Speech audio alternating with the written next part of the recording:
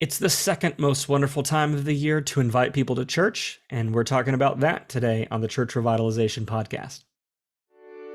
Hello, and welcome to the Church Revitalization Podcast, brought to you by the Malphurs Group team, where each week we tackle important, actionable topics to help churches thrive. And now, here's your hosts, Scott Ball and AJ Matthew. Welcome to the Church Revitalization Podcast. My name is Scott Ball, and I am the host of today's episode. We are talking about Christmas outreach. Christmas outreach. I kind of teased at the beginning here that Christmas is the second most wonderful time of the year to invite people to church, and according to Google, that's true. People don't often go online to search for churches, but there are 2 times a year that people do. Kind of the activity picks up on Google. The number one time is Easter, surprisingly. I would have thought it was Christmas, actually, but it's not. It's Easter is number one, and Christmas is number two. And so today what we want to talk about on the podcast is how can you engage in a strategic process of creatively planning for Christmas so that you can capitalize on this real opportunity to reach people with the good news of Jesus at Christmas time.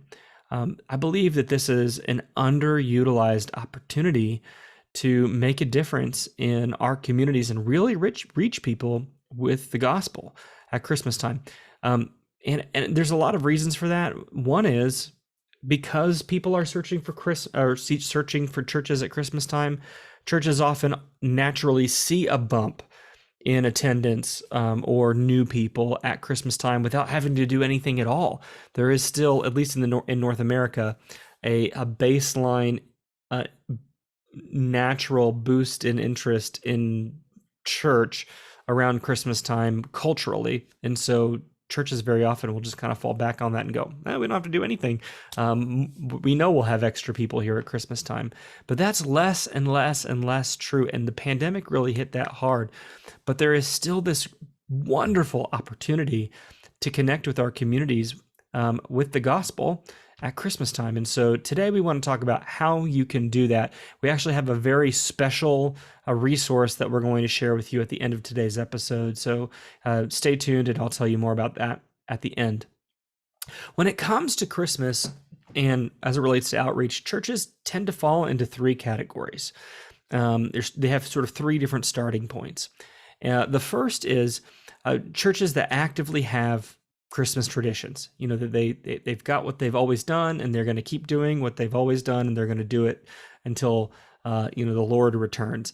So this is churches that every year they do a cantata, or every year they have a live nativity, and they've done more or less the exact same thing every year for the last 20 years or so, right? And the challenge here is that these churches tend to not be very open to change, or when you start talking about, hey, maybe we could do this a little bit differently, there's a lot of fear that maybe some stakeholders in the church will throw a fit and, we've got to really keep these people happy, so we're going to do the cantata just like we did the cantata last year, or we're going to do the live nativity just like we did the live nativity last year, or the kids do a special Christmas program. Never mind the fact that families are overloaded and the kids don't enjoy it, and it's just the families of the kids that show up and grandparents and so on, and we haven't reached a community member in 30 years with the kids Christmas program. None of that matters. It's a tradition and we're going to do it, by golly. So that's the first category. You might be listening to this and go, yep, that's my church. The second category is maybe the next natural step in the evolution of this, which is churches that have lost traditions. So they used to do the Christmas cantata. They used to do the live nativity. They used to do the kids' Christmas program, but for whatever reason, they didn't have enough volunteers or enough resources, or people finally just got too tired to do it. They just quit. And they've not really replaced it with much of anything. Maybe they do a candlelight Christmas Eve service or something like that, but they've really gotten away from thinking about Christmas time as an opportunity to do outreach. They just kind of do the bare minimum to get by because people were so exhausted, and they realized that it really wasn't doing anything. It really wasn't reaching people with the good news, and so they just stopped. And I think a lot of the churches, maybe you listening, that's your church, especially coming out of COVID. a lot of these Christmas traditions maybe quit for the first time, and restarting them is really difficult. And so there is a third category of church, and this is the one that I hope to move all of you into today, which is the innovative churches. Actively making new ways to reach your community. And innovation is sometimes iteration. Just taking a Christmas tradition, a cantata, a live nativity, or something like that, and just doing it in a new way. Finding a better way to do it so that you are actually connecting people with the gospel and not just maintaining a tradition. For some of you, it might be reviving a lost tradition and doing it in a new way. And for some of you, it might be doing something completely brand new, something you've never done before, and stopping something else so that you can do this better. I'm actually have the privilege of working with a church right now where we're doing exactly this, where we're kind of looking at what they've done in the past. COVID kind of put the kibosh on a lot of stuff that they were doing in the past, and so it was a fresh opportunity to go, well, what could we do differently? And I'm really enjoying. I'm having a lot of fun actually helping them think and plan through this. So here's why Christmas is such a great opportunity to make a difference. First, families want to make memories. They do. Families, they want to make memories at Christmas. We don't get mad really when the Christmas commercials start coming on, and the companies understand that there's this real nostalgia. That's why they shake the jingle bells, they play the Christmas carols, they do all these things in these commercials to tap into that baseline feeling that we all have at Christmas time of family and warmth and generosity and red and green and Christmas lights and Christmas trees. And those of us who live in places where it doesn't snow very often, we like to even just imagine in our minds that maybe we live in a place that has a white Christmas. These are all things that we tap into, again, especially in North America. I know we have a lot of international listeners, and you probably have your own Christmas traditions and things that tap into people's nostalgia and that desire to be with family and make memories. So churches can leverage this. People want to make memories. And if you create an opportunity that's actually attractive to people in your community to help them make a memory, people are likely to engage. Secondly, people are open to a church invitation. I mentioned this at the top of the show today, that it's the second busiest time that people are searching online for information about a church. It's Christmas time. So people are not only, you might even say that people expect to be invited to church or invited to some sort of an event at a church at Christmas time. They're usually not offended. Whereas the rest of the year, you've got to come up, you got to manufacture some excuse to invite somebody to church. At Christmas time, you don't need an excuse. The excuse is Christmas. And people are open to it and not offended by it, or at least they're the least offended at Christmas time. And they go, oh, okay, yeah, Christmas time, of course, I'm going to get invited. So you should take advantage of that openness in the community to being invited to something at Christmas time. And if you're not, you're really missing out on an opportunity. Finally, as it relates to why this is such a good time to be thinking about this, people are culturally familiar with the spirit of Christmas.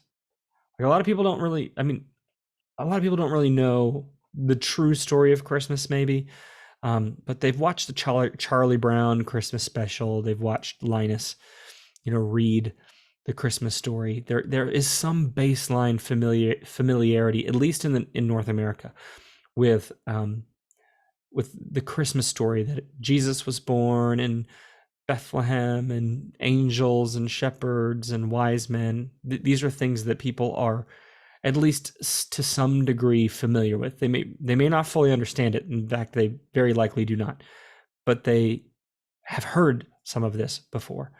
And this is a real open door for the gospel. The fact that you can talk about things. Think about this. Any other time, I used to lead worship in a church.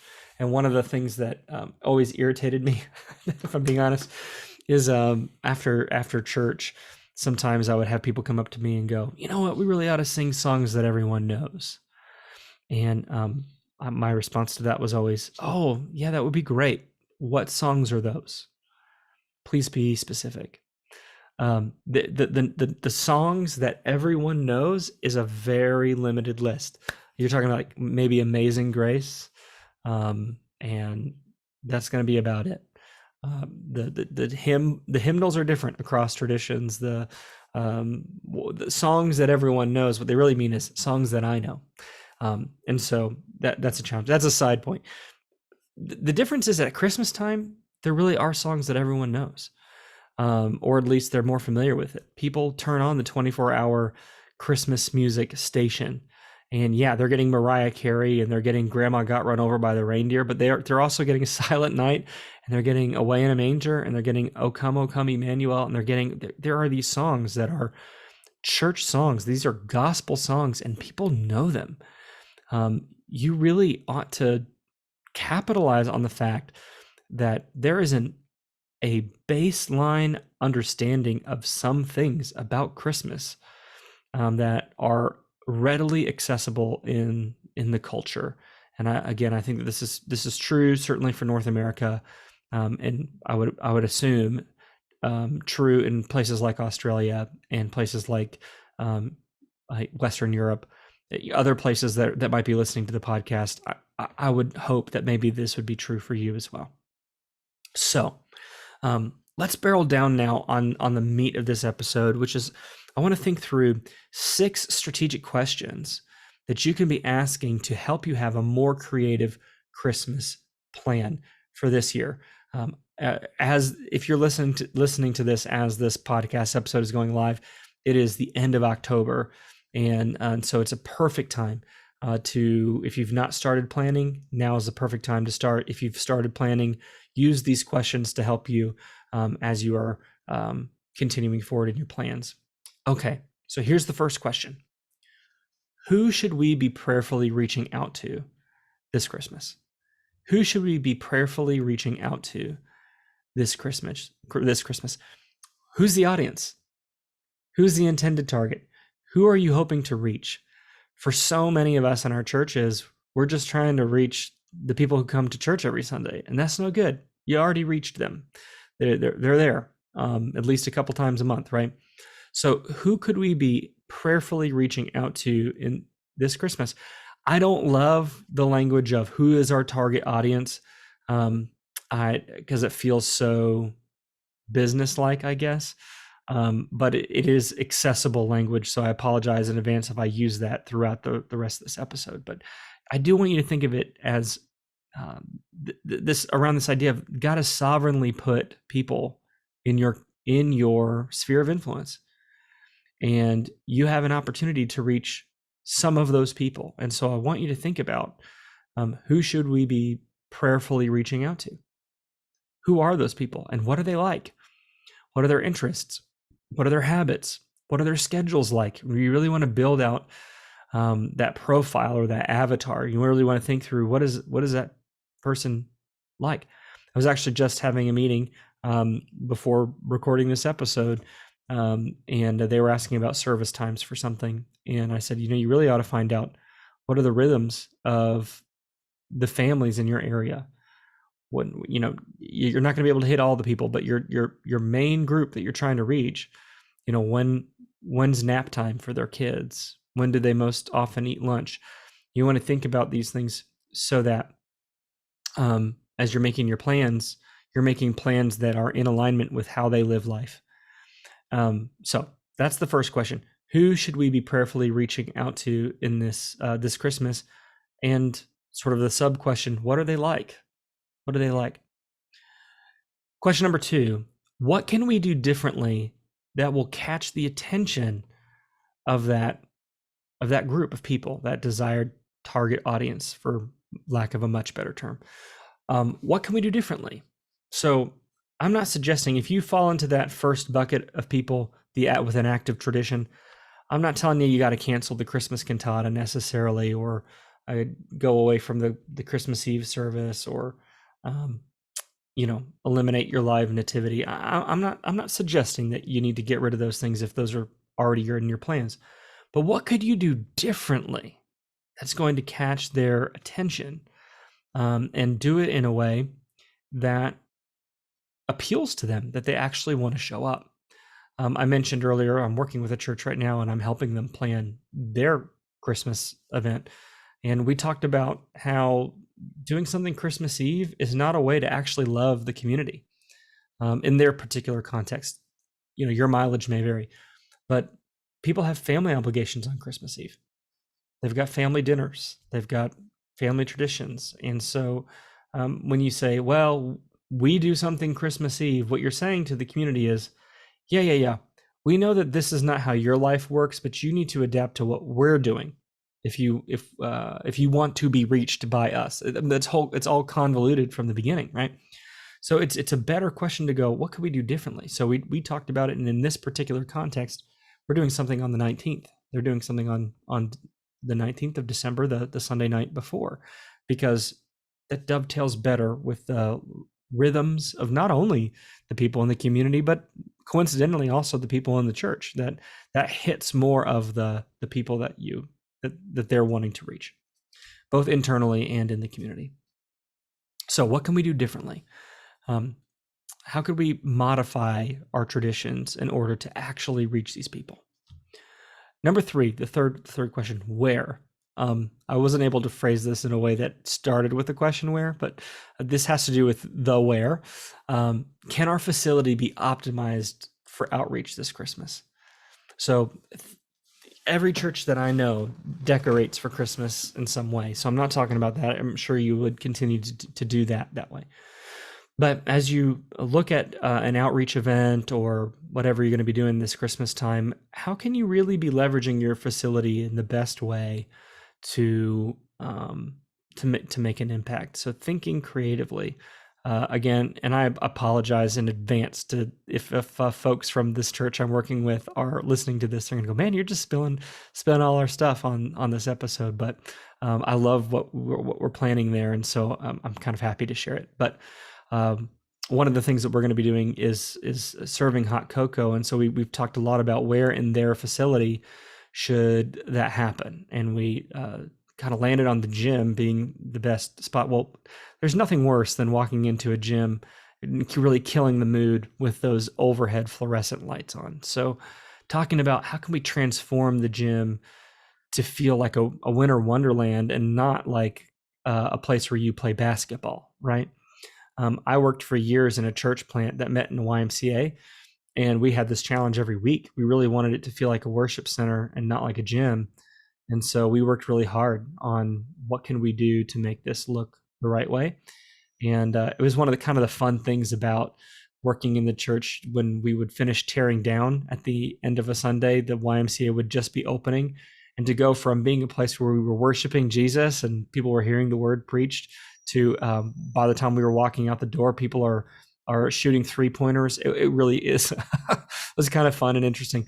But no matter what your situation is or what your event is, can you be optimizing your facility so that you are creating the environment that you want to create, you're creating the feeling that you really want to create, you are really making that impact with those folks that you really want to make.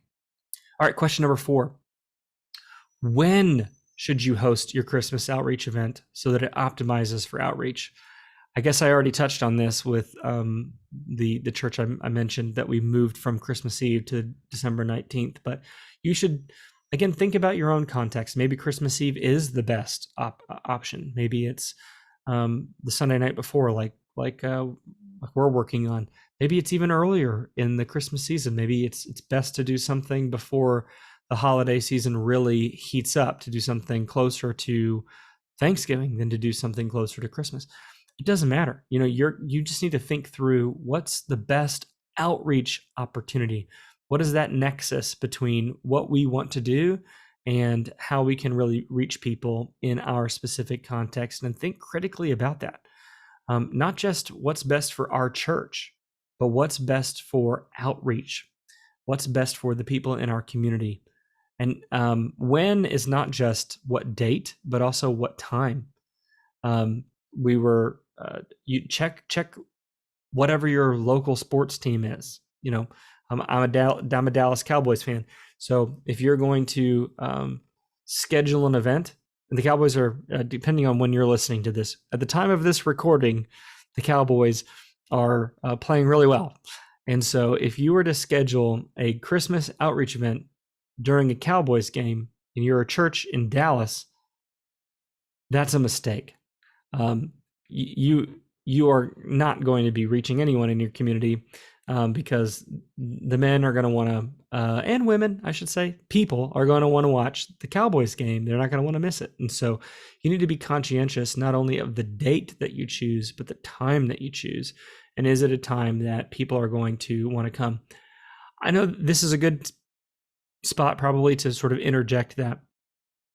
And you might be thinking, well, gosh, should we really be bending over backwards for these people, picking a date that they like, picking a time that they like, doing things in a way that they like, optimizing our facility for what they like? Man, we're really just bending to the culture. No, listen to me. You got to treat people their spiritual age. And if you're talking about people who are spiritually dead or who are spiritually babies, yeah, you as the mature Christian, you have to accommodate them, not the other way around, because they won't. They're not going to show up. They're not going to participate. So if the goal is outreach, then you ought to make every effort to meet people where they are. This is what Jesus did. Is it not? Is that not the whole story of Christmas? That Jesus made himself uncomfortable for our sake to meet us where we are at? Yeah.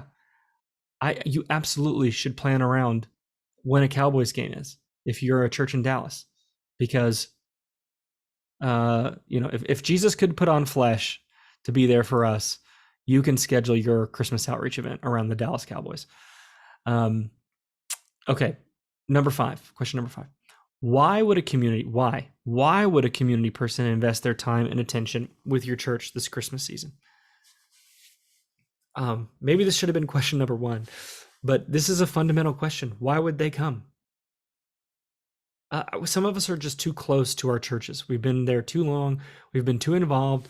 We've been there for forever. And for us, the answer is, well, why wouldn't I? Or because I've always been a part of this church, or I have these relationships. But if you are not connected to your church and you haven't gone to church in years or maybe ever, why start now?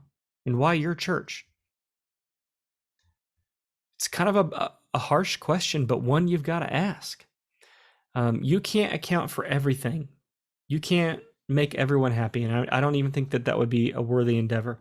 But it is important to stop and think, why would someone participate? Why would someone show up? Why would someone want to make a memory with us? Why would they want to do that? And are we giving them a good reason? Are we worthy of their attention and their time and their effort? Is it going to be worthwhile for them? Are we even sharing the gospel? Are we actually going to give the opportunity for someone's eternity to be impacted? This is a very critical question to be asking. And then finally, the 6th and final question: how? How are we intentionally building a relationship so that Christmas outreach guests come back? This is very likely and very often the missing link. So the churches that used to do a big live nativity thing, one of the things they will often note is, we have 1,000 cars drive through this, but I'm not sure how many of those people ever actually made a connection with our church. Or we see this a lot with trunk or treats. Well, man, we had 500 families show up, but we didn't see any of those people the next Sunday. So how are you going to intentionally build a relationship so that the Christmas outreach guests come back? Now, I'm going to share with you one thing that we're doing with a church that I mentioned to you. I'm helping them plan their Christmas event. I'm actually very excited about this. So on the 19th, they're having their Christmas event. Families will be given a Christmas Eve, like an at-home Christmas Eve kit, but it's going to be wrapped up like a present. So which is fun for kids to open up and to unwrap that. And inside, we're still working on all the details, but there'll be interactive things for the kids to do. It'll be a lot of fun. Some of you may have done something similar at COVID last year, but here's the hook. Here's the important part. Inside that box, there will also be something that kids can redeem for a free gift at church the Sunday after Christmas, December 26th. So kids will actually be able to take something from that Christmas Eve kit, bring it to church on the 26th, and redeem that for a free, fun little gift or toy. And yeah, is that incentivizing kids to pester their parents about going back to church on the 26th? Absolutely, shamelessly. It is a tactic to try to get them to ask their parents if they can come back to church. And what could you do? That's just one idea. That's what we're exploring with this church. But there's an infinite number of things you could come up with, things that help to build a relationship so that people do come back. Are you going to get 100%? No, of course not. But if there's anything we've learned from the parable of the sower, it's that if you're not sowing seed, there's not an opportunity for something to grow. And so you've got to be thinking about how can we intentionally build a relationship so that Christmas outreach guests will come back. And don't get bogged down in the fact that it's not going to be 100% or even 80% or maybe even 50%. But if you could get 5 or 10 or 15% of the people that you reach with a well thought out, intentional Christmas outreach event, if just a fraction of those people make a connection with your church and more importantly, make a connection with Jesus, is that not worth it all? If just one person comes to know the Lord because of all of these efforts, what is that worth? It's worth everything. It's worth everything. And isn't that so much better than just doing the thing that you did before because people like it and because you've got the habit of doing it? Wouldn't it be so much better if you really could maximize the technically second most wonderful time of the year to invite people to church, to really make an impact and to be intentional about outreach and to help families make memories and maximize this opportunity to share the gospel with the people in your community? Now, I promised you we have a resource that we want to give away to you. If you go to today's show notes at malfirsgroup.com/112, just the number 112, malfirsgroup.com/112, we have a checklist for you, or a little white paper on 10 creative Christmas ideas. So if you're thinking, well, gosh, I don't even know what we would do. What's something different than we've always done? I'm not sure. Well, we've got 10 ideas that you can look at, and maybe it will inspire you. In fact, it was one of the ideas in this list that inspired some of the things that we're doing with this church that I've been talking about. So I used it. I used this thing. It's not something that I created. Someone on our team made this list, and Molly did a great job with it. And I was like, man, these are killer ideas. So you're going to want to go to malfirsgroup.com/112. You can read today's show notes, and you'll also be able to download this very special, really great tool with 10 ideas to inspire you for creative Christmas ideas this year. Thank you so much for tuning in to today's episode. We'll be praying for you. We love you. And we'll be back with you next week.